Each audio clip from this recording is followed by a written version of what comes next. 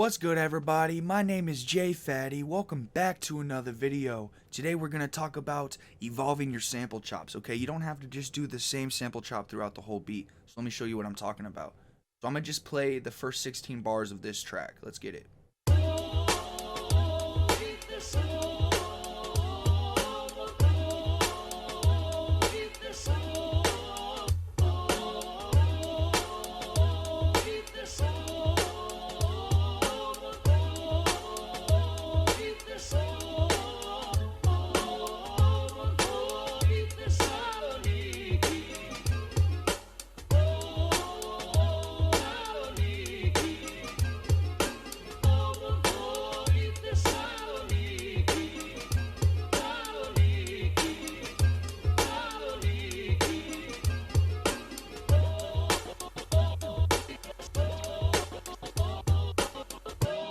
Yeah, we got some really dope chops here, okay? So this first 8 bars, if we open up the piano roll, are just the same chops.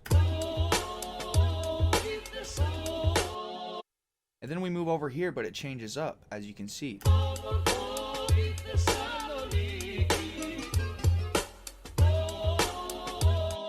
That's another thing that also adds sauce, is every once in a while not putting a chop in that area or in a certain area. That way it gives it a little bit of silence. So right here we have no chop here. It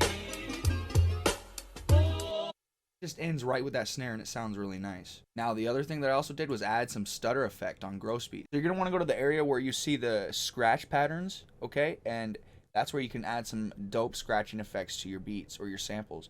And then also mess with the time knob here, because normally it's all the way up. So if we just mess with this here, normally it's all the way up here, and that's just going to sound something like this. Like the scratches will be way louder, but if we bring that back down, paste the value that I had.